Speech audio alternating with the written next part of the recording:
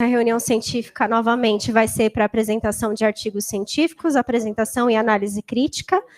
Nós convidamos 2 fisioterapeutas da casa, a Juliana e o Vitor, que irão para apresentar os artigos. Juliana vai começar. Boa aula, Juliana. Olá, boa tarde. Eu sou a Juliana, eu vou apresentar um artigo que fala sobre a espessura, mudanças na espessura diafragmática e fatores associados durante ECMO veno-arterial para tratamento de choque cardiogênico. É um estudo de corte. Então, nesse artigo, a gente parte de um quadro de choque cardiogênico, que é definido, né, é uma situação crítica de hipoperfusão tecidual, em que tem um baixo débito cardíaco, e isso leva a uma insuficiência, né, na demanda das funções orgânicas. No quadro clínico, a gente vai encontrar uma pressão sistólica menor do que 90, um índice cardíaco menor do que 1,8, uma alteração de nível de consciência, extremidades frias e cianóticas, uma diurese menor do que 20 e vasoconstrição periférica. E aí, a primeira medida é mudanças de volemia e entrar com tratamento farmacológico, que muitas vezes envolve drogas vasoativas. Se esse quadro persiste após essas medidas, a gente precisa começar a pensar numa assistência circulatória mecânica. Nesse contexto, a gente tem o diafragma, que é o principal músculo da expiração. Oi, vocês estão me ouvindo? E, nesse contexto, esse trabalho diafragmático está aumentado, o fornecimento de O2 está diminuindo por conta do baixo débito cardíaco, e o que prejudica o fluxo sanguíneo, né? E aí passa a se ter um metabolismo anaeróbico, e isso leva à fadiga. Então, quando a gente pensa em assistência circulatória mecânica, tem a ECMO, né, que é a oxigenação por membrana extracorpórea, e é um dispositivo temporário, que pode durar entre dias e meses, com uma assistência circulatória cardíaca e ou pulmonar, que pode ser parcial ou total. Os tipos de canulação são veno-arterial e veno-venosa. A veno-arterial, aqui, a gente tem um suporte cardíaco e pulmonar, e é nela que a gente vai focar hoje, e a veno-venosa tem um foco em suporte pulmonar. Quando a gente pensa em ECMO, a gente sabe que existe um risco muito alto de mortalidade, que gira em torno de 50%. Então, as indicações tem que se ter, né, uma falência cardíaca ou pulmonar aguda, e o paciente já tem que ter um risco de mortalidade muito alto. E as contraindicações se pesa basicamente o risco e o benefício dessa terapia. Então, nessa imagem, eu trouxe ela para explicar o circuito, né? Então, a gente tem uma cânula de drenagem que sai de uma veia. Ela passa por uma bomba, que eu vou discorrer mais para frente, e ela retorna por uma cânula arterial. É importante falar que, nesse estudo, eles focaram em pacientes que têm ECMO veno-arterial periférica. Então, a cânula venosa, né, ela sai da veia femoral e retorna pela artéria femoral. Aqui a bomba, né? Aqui entram alguns parâmetros. Então, pela ECMO, a gente consegue regular a oxigenação, o gás, né, de varredura, que é o sweep de gás, e, por meio disso, o clearance de CO2 e a PO2 do paciente. Então, quanto maior esse sweep de gás, maior é a vazão que o gás passa,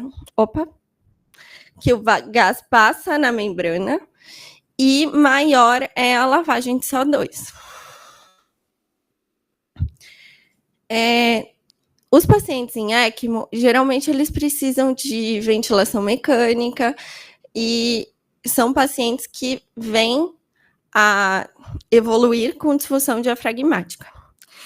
Então, para entender, eu trouxe alguns mecanismos de disfunção diafragmática, que seria falência respiratória aguda, né? Onde se tem um aumento do drive respiratório, e isso leva a uma atividade maior do diafragma, levando à disfunção e fraqueza diafragmática. A ventilação mecânica, que é o oposto, né? Ela diminui a atividade diafragmática, altera a síntese proteica, e aí acaba diminuindo a massa e levando a uma atrofia. E aí, nisso, entra a questão de sedação, que diminui o drive, né? E a sepse, que já é bem esclarecido que ela leva à atrofia diafragmática. Aqui, só para ficar claro, as linhas que estão pontilhadas significa que esse tema ainda não está claro na literatura. E as linhas que são contínuas já é um mecanismo bem esclarecido. O nosso artigo utilizou como método, né, de avaliação a ultrassonografia diafragmática. E ela gera duas janelas de imagem, que é a janela subcostal e a janela de zona de aposição. Na janela subcostal, a gente consegue avaliar o movimento crânio-caudal do diafragma, ou seja, a mobilidade dele. E na janela de aposição, a gente consegue avaliar a espessura diafragmática e, com isso, gerar uma fração de espessura diafragmática. E é aí que interessa para a gente. Então, só para vocês entenderem, se existir atrofia muscular, a espessura vai diminuir e o diafragma não se contrai durante a inspiração. Nesse método de avaliação é usado um transdutor linear de alta frequência, que varia entre 7 e 13 MHz. O nosso é de 7,5. Ele é posicionado na zona de aposição, entre o 8º e 9º espaço intercostal, geralmente abaixo do ângulo costofrênico, entre a linha axilar anterior e média, numa profundidade de 1,5 a 3 centímetros. O diafragma ele é identificado como a camada menos densa, que fica entre duas camadas mais densas, que são a pleura e o peritônio. E a TDI, que é a espessura diafragmática, ela é medida do centro da linha pleural até a linha peritoneal, no final da expiração e na inspiração. Então, qual é a hipótese do nosso estudo? Padrões distintos de evolução da espessura diafragmática podem estar correlacionados às configurações da ECMO, principalmente no sweep de gás, num quadro de choque cardiogênico. Então, os objetivos foram investigar as mudanças na espessura durante uma semana em pacientes com ECMO veno-arterial para tratamento de choque cardiogênico. Um objetivo secundário seria explorar fatores associados, e entre eles a gente pode citar extubação precoce, falência de órgãos, medicamentos farmacológicos, sepse e histórico de cirurgia cardíaca. Então, o desfecho primário foi avaliar a evolução da espessura diafragmática nesses 7 dias de assistência de ECMO, e o desfecho secundário, avaliar a influência dos fatores pré-definidos, né, na evolução da espessura diafragmática durante uma semana. E como essa evolução se aplica à fração de espessura diafragmática. Então, o método. Desculpa. Esse estudo ele é observacional, unicêntrico e prospectivo. Ele foi realizado numa UTI na França, com 12 leitos, e ele aconteceu de outubro de 2019 a fevereiro de 2022. Esse período ele foi longo porque coincide com o período da pandemia. Os critérios de inclusão, então, eram pacientes em choque cardiogênico com suporte de ECMO veno-arterial periférica. Critérios de exclusão: ECMO veno-venosa, incapacidade de realizar a ultrassonografia diafragmática, ou seja, se o avaliador não estava presente ou se por alguma razão isso não era possível, e se o paciente tinha chances de um prognóstico desfavorável. Isso quer dizer, assim, um quadro de morte iminente. Então, o estudo aconteceu por 7 dias, foi feita uma ultrassonografia diafragmática diária, que a primeira aconteceu junto com o primeiro dia de implementação de ECMO veno-arterial, e a última após 7 dias. E durante esses 7 dias, esses pacientes, eles tinham tipos de assistência. Então, eles podiam estar em ECMO e intubados, eles podiam estar somente em ECMO e respiração espontânea, e eles podiam estar... E os pacientes que estavam em respiração espontânea poderiam vir a ser intubados, ou eles poderiam estar intubados no primeiro dia e serem extubados. Então, o procedimento da ultrassonografia foi conduzido por 3 intensivistas treinados, então, se eles não estavam presentes, não era feito. E foi medida a espessura do hemodiafragma direito no final da inspiração e da expiração, e foi calculado a fração de espessamento do diafragma por meio dessa fórmula, né, que seria a espessura da inspiração menos a expiração dividida pela expiração. E cada medida ela foi calculada por uma média de pelo menos 3 ciclos respiratórios. Essa classificação dos grupos, ela foi baseada na espessura diafragmática na inspiração, e ela gerou 3 subgrupos, com base num limiar de 10%. Então, se diminuiu em 10%, se aumentou em 10%, ou se ela permaneceu estável. E essa classificação gerou uma outra classificação, que seria atrofia e não atrofia. Então, no grupo de atrofia, a gente tem os que diminuíram em 10%, e no grupo de não atrofia, a gente tem o que aumentou em 10% e permaneceu estável. E foi classificado como uma baixa atividade contrátil aqueles pacientes que tiveram uma fração de espessamento diafragmática menor do que 20%. Então, só para ficar claro, os tipos de suporte ventilatório dos pacientes, né? Eles poderiam ser intubados ou em respiração espontânea. Se eles estivessem intubados, eles poderiam estar em espontânea ou em modo controlado. Independente do modo, eles teriam que ventilar a um volume corrente de 6 ml/quilo do peso ideal e manter uma driving pressure de menor do que 14. Idealmente, eles deveriam fazer um teste de respiração espontânea diário, e nesse teste a pressão de suporte teria que ser 0 e a PIP teria que ser 7.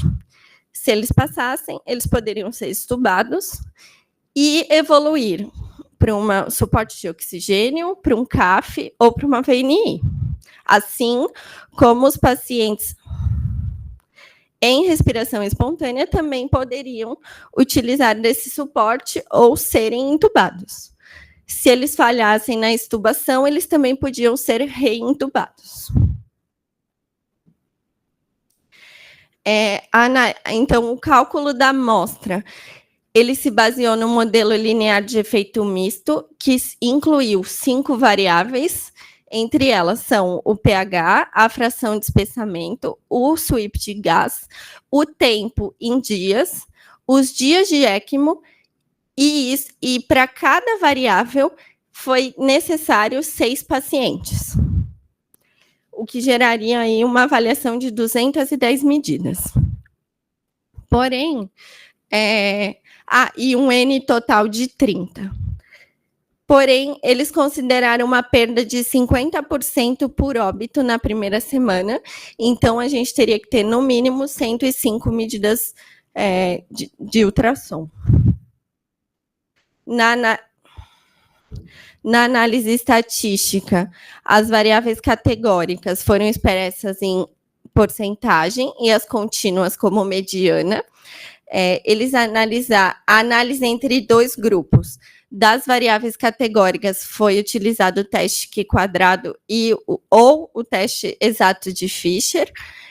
E as variáveis contínuas não pareadas foi feito o teste de T-Student para aquelas que tiveram distribuição normal, ou o teste de Mann-Whitney, que são para aquelas que não tiveram a distribuição normal. E as pareadas foi utilizada o teste de Wilson. A análise de 3 ou mais grupos foi feita pelo teste de Krusta-Wallis, e aí fez-se uma correlação de Bonferroni e o teste de Dunn. A análise de correção foi um teste de correlação de medidas repetidas, e a regressão logística foi feita para calcular a razão de óbito, né, de chance de óbito em 60 dias.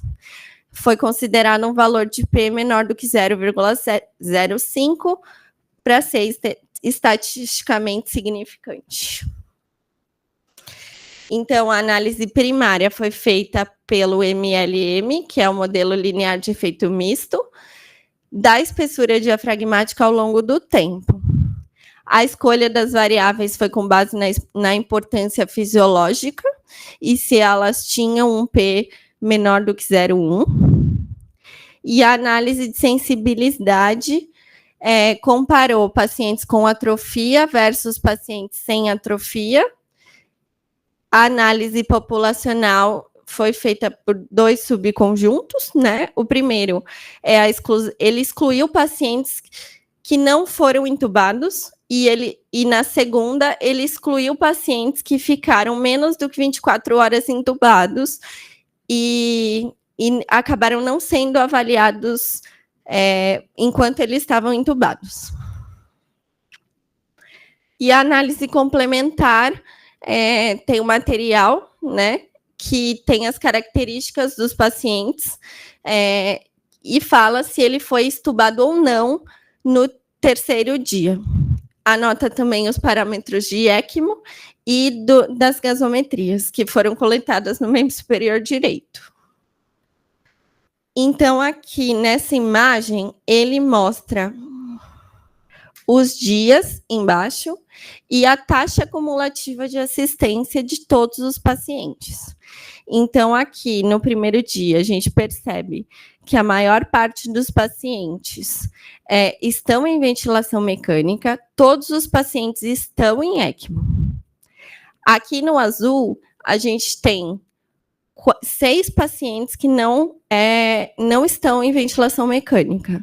4 foram entubados no primeiro dia e 2 nunca foram entubados.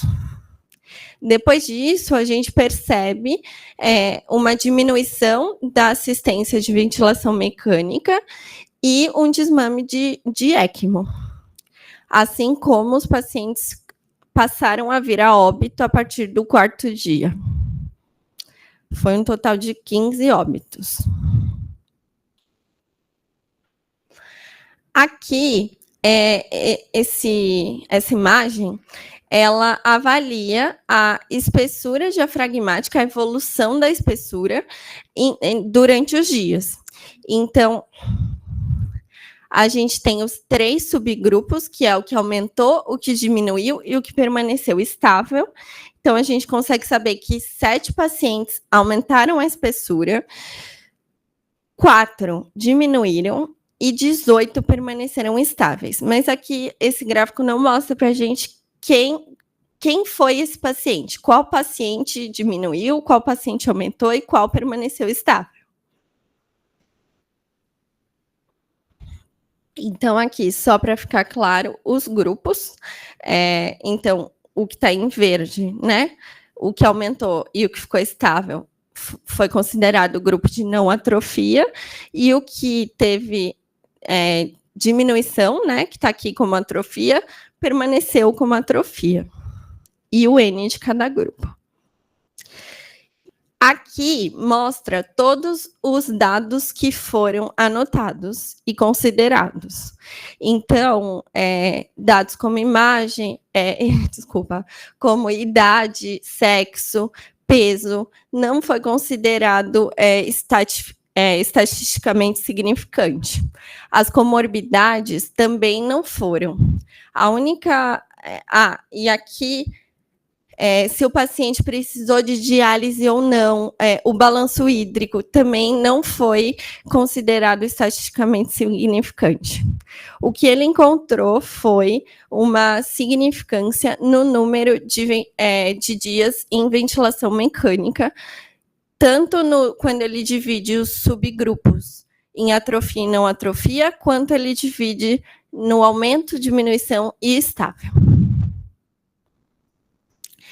E aí ele usou a medida de correlação, a correlação de medidas repetidas, para avaliar a relação entre as alterações diárias e a evolução da espessura diafragmática. E ele encontrou 3 parâmetros que se correlacionaram: o sweep de gás, a dose diária de insulina e o pH. Mas o valor que ele encontrou, o resultado que ele encontrou foi muito fraco quando ele fez essa análise por esse método. Então, aqui ele usou o modelo linear misto. E aí, o pH continuou dando estatisticamente significante e o sweep de gás também.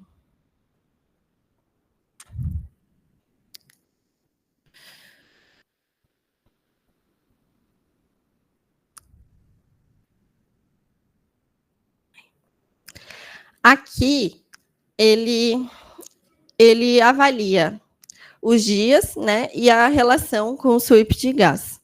No segundo dia, a gente percebe que os grupos, eles se distanciaram na imagem e eles foram estatisticamente significantes. E depois do segundo dia, a gente percebe que continua existindo uma diferença entre o grupo que aumentou e o grupo que permaneceu estável.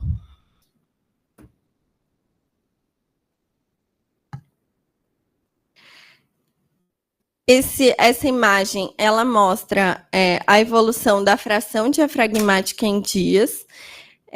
Então, a gente percebe que a contração aumentou ao longo do período em 6 indivíduos. Ela passou de 5% para 21% no último dia. Porém, 20 pacientes, que são 69% do estudo, acabaram tendo uma fração de espessamento menor do que 20%, ou seja, uma baixa atividade contrátil. Aqui, a gente está num contexto aqui em que o paciente, ele quis avaliar se o paciente que estava estubado tinha diferença do paciente que não estava estubado. E ele utilizou o limiar de estubação precoce como antes do 4º dia, tá bom? Então, aqui ele avaliou se o paciente estava estubado, sim ou não, e como o pH evoluiu nesse tempo. Então, foi mostrado uma alcalose mais frequente nos pacientes estubados do que nos intubados, com pH de 7,48 nos estubados e 7,38 nos intubados. E aqui ele avaliou o sweep de gás na mesma situação. Então, aqui estão os que não foram entubados, aqui estão os entubados.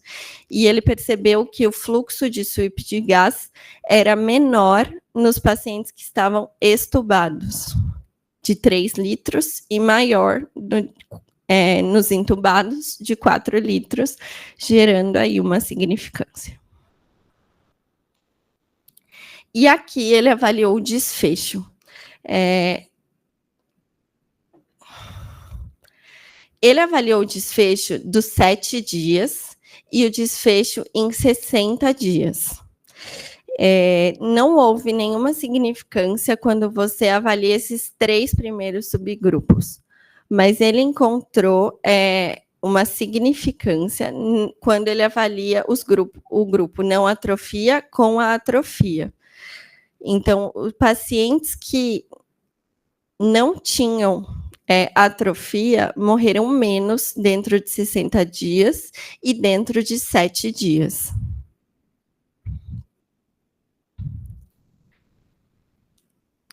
Na discussão, ele aborda o tema de extubação precoce, né? Então, a literatura traz que isso tem um impacto significativo na prevenção de miotrauma diafragmático em pacientes em ECMO veno-arterial. Já existem estudos que dizem isso. E a atrofia diafragmática ela foi associada a uma maior mortalidade em 60 dias, o que também consiste com os estudos desse autor que abordou o mesmo tema. Quais são os contribuintes, né, para a evolução da espessura do diafragma durante a ECMO? Então, a gente tem a sepse, que é um promotor de atrofia diafragmática, como eu falei no começo, porém, o nosso N de 29 pacientes tinham poucos pacientes sépticos. A insulina, alguns estudos mostram que a preservação da função muscular está relacionada a um controle glicêmico rígido, e ele não encontrou, nos resultados dele, uma relação direta entre a fração de espessura diafragmática e a espessura do diafragma. E aí o estudo sugere, a discussão sugere, que seria válido ele dissociar essas duas variáveis e ver como elas se comportam num próximo estudo. Porque ele diz que se você desconsidera a atividade contrátil, fica muito simples, né, uma vez que ela representa 1/3 dos esforços respiratórios. A acidose, ela aumenta o drive respiratório, então ela também influencia na espessura diafragmática, e o sweep de gás que faz essa descarboxilação e também acaba influenciando. A atividade contrátil no choque cardiogênico. Então, foi encontrada uma baixa atividade contrátil no nosso público, né, 69%, o que se assemelha a alguns achados em estudos que foi utilizado a ECMO veno-venosa, e ele cita que a fração de espessura diafragmática ela ainda não é um meio muito utilizado para predizer baixa atividade contrátil. O padrão ouro da exploração de função diafragmática é a alteração da pressão do tubo orotraqueal, induzida pela estimulação bilateral do nervo frênico, durante a oclusão de vias aéreas superiores. Tem um estudo que mostra que, quando é feito esse método, existe uma alteração na atividade contrátil, mas se você calcula a fração diafragmática, não dá diferença. Então, ele quer dizer que são métodos diferentes e que talvez não traduzam a mesma coisa. O que contribuiu, então, para a baixa atividade contrátil a extubação precoce e um sweep de gás que promovesse uma proteção diafragmática. Então, e aí ele cita os desfechos, né? que ele mostrou os desfechos, mas ele não foi a fundo nesse assunto. E aí ele justifica isso como que não foi, esse estudo ele não foi desenhado para isso, esse não era o objetivo. E aí ele reforça que a literatura não apoia o uso da fração de espessura diafragmática para prognóstico e para desmame de ventilação mecânica. E a gente precisa lembrar que os pacientes são muito graves, então eles estão em constantes mudanças, tem muita coisa que pode influenciar nesse paciente mais do que num paciente menos grave. E aí tem uma hipótese, né? Que a proteção, como proteger o diafragma durante a ECMO veno-arterial. O mecanismo de proteção ele ainda não está claro. Então, o paciente pode ter uma espessura preservada e uma baixa atividade contrátil. Mas presume-se que quando você instala a ECMO veno-arterial, o fluxo de sanguíneo ele é reestabelecido, né, e resulta em mínima demanda. Simultaneamente a isso, a gente tem uma regulação negativa do comando central, né, que pode intensificar pelo desvio extracorpóreo. Porém, existe uma controvérsia, né, quando a gente fala em proteção diafragmática em ECMO veno-arterial. A controvérsia seria que muitos estudos defendem dispositivos de estimulação diafragmática. Então, isso precisa ser melhor esclarecido. Como pontos positivos, esse estudo ele foi o primeiro estudo prospectivo a avaliar a espessura diafragmática em pacientes em ECMO veno-arterial. Ele aplicou uma técnica não invasiva, né, para avaliar a espessura e a contratilidade. Como limitação, o número de pacientes, que foi um N pequeno, impediu, né, uma inclusão de mais variáveis para análise estatística. Ele foi um estudo observacional e ele não tinha um grupo controle, o que dificultou principalmente as configurações de ventilação mecânica. E ele fala que o limiar de 10% também dificultou a análise. Um item muito importante, ele não documenta o uso de VNI ou CAF, ele só fala que isso poderia ser utilizado. E ele só avalia a medida, né, durante uma semana, ele não evolui depois, por exemplo, em 60 dias, ele faz só 7. Então, o que ele concluiu? Que extubação precoce foi associada a menos casos de atrofia, que existem variáveis que influenciam tanto na homeostase quanto no drive respiratório, e que isso pode modificar a estrutura diafragmática, que a espessura preservada do diafragma em sobreviventes destaca a importância, né, de uma implementação de estratégia de proteção. Então, eu acho que na nossa prática, a gente precisa levar em consideração pensar que esse paciente, apesar de tudo que a gente já olha, né, ele pode estar evoluindo com uma disfunção diafragmática por falta de um controle melhor de gasometria, por falta de um controle melhor de parâmetros em ECMO, e isso precisa ser olhado com mais cautela. É isso, obrigada.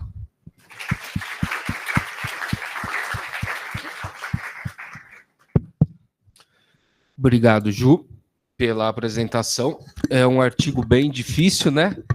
Quando a gente escolheu ele, a gente sabia que ia ser meio complexo, mas ele teve um motivo. Os motivos pelos quais a gente escolheu foi justamente o que o autor falou, né? Foi um primeiro estudo que tentou avaliar a função diafragmática em pacientes com ECMO, que é uma população que nós temos aqui, tanto veno-arterial quanto veno-venosa. Mas tem alguns problemas, principalmente o N pequeno e uma amostra muito heterogênea, né? Doentes intubados, doentes extubados, o tempo de avaliação pequeno, de 7 dias, como o próprio autor coloca aí. Mas eu queria que você voltasse só naquela tabela do modelo misto, só para eu explicar uma coisinha que ficou faltando. Então, nessa tabela, ele tenta ver a associação entre pH, a fração de espessura, o SWIP, e o tempo em dias de internação e os dias de ECMO. Então, no primeiro ponto lá, ele coloca aqui, para cada uma unidade de aumento de pH, diminui 2 milímetros de espessura do diafragma. Foi o que deu estatisticamente significante na primeira linha. E na outra, para cada aumento de 1 litro do SWIP, diminui 3 milímetros na espessura do diafragma. Então, apesar dessas duas variáveis terem dado significância estatística, a gente não sabe se essa diminuição de 2 ou 3 milímetros tem alguma importância clínica, né? Porque ele não fez uma avaliação de desfecho clínico. Então, para isso, precisaria de um outro desenho de estudo. Então, o trabalho fica mais com o conceito de uma análise exploratória, onde ele tentou explorar várias coisas para trazer alguma associação, né? Como ele falou, é o primeiro estudo. Normalmente, o primeiro estudo de um assunto tem essa característica, apesar da metodologia ser bem feita, mas a amostra talvez não foi a que representaria mais a população para ele chegar a avaliar o que ele queria mesmo, né? Que era a espessura diafragmática. Mas eu acho que para um primeiro trabalho aí fica o conceito de que talvez nesses pacientes com ECMO o diafragma não sofra tanto, né? Justamente porque ele justifica, porque eles estão em assistência extracorpórea. E talvez o mecanismo desses pacientes seja a diminuição do drive ventilatório, porque a gente está lavando o CO2 e oxigenando de forma extracorpórea. Mas também, ainda para a gente conseguir chegar nessa conclusão, precisaria de um ensaio clínico randomizado. Mas é um estudo gerador de hipóteses. Tá bom? Obrigado, Ju. Obrigada. Agora, o pessoal que trabalha com ECMO vai falar bastante, o Fábio. Não, eu estava aqui pensando, ele mede a espessura e tal.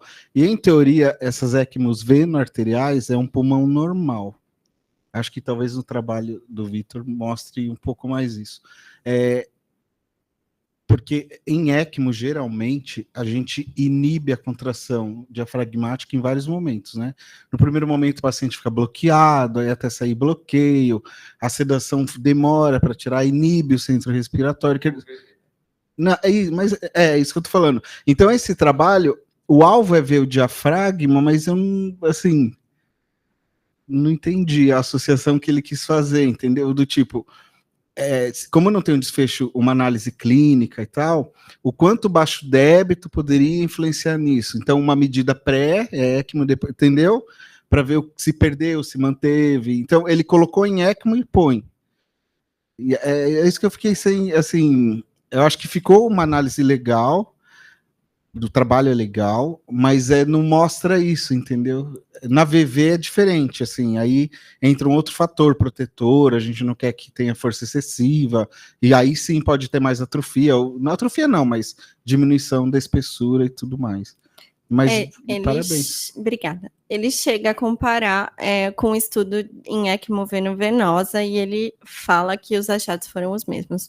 Mas eu achei que uma coisa que dificulta muito é ele ter pacientes entubados, estubados em VNI e em CAF, pacientes que nunca foram entubados, pacientes que podem ser reintubados. É muita informação para avaliar uma coisa que pode ter desfechos diferentes se você for dividir cada um. Eu estou falando da ventilação porque, como ele não cita nada de proteção, vamos dizer assim, a PIP influencia nisso. Se você usou uma PIP titulada, aí ok, sem hiperdistensão, sem, sei lá. Ou você colocou uma PIP padrão, que geralmente é padrão, assim, 10, 10, 10, né? Que na França geralmente é. Então eu fico pensando assim, será que em um você não tinha muito colapso? No outro você tinha hiperdistensão. A drive. A driving pressure e ele estabelece parâmetros de teste de respiração espontânea. O resto, né, ele fala que teria que ser parâmetros suficientes para corrigir a gasometria arterial. A drive estando adequada não significa que não tem hiperdistensão e não significa que não tem colapso, entendeu? Então, mas não é o alvo do estudo, assim, veno arterial não é, tem teoria, são pulmões preservados, pode estar um pouco congesto, mas não tem uma SARA lá, né? Mas achei bem bacana nesse aspecto. Então, fica essa discussão, assim, entendeu? Já que está falando de espessura, que é contração, não diretamente, mas e aí, né? O que será que influenciou? Que você tem um paciente respirando espontaneamente, é diferente mesmo do que está dado, entubado, né? É bem diferente. A ação muscular é outra, né? Eu acho que ele traz aí a ideia de que estubar pacientes em ECMO veno-arterial precocemente pode ser benéfico para o diafragma. Então, para a gente ter isso em mente na prática clínica. Mais perguntas? Cadê o Daniel? Não tá aí? Ele gosta do ultrassom. Ninguém quer perguntar mais alguma coisa? Alguém lá que está online tem alguma pergunta? Quem que está acompanhando?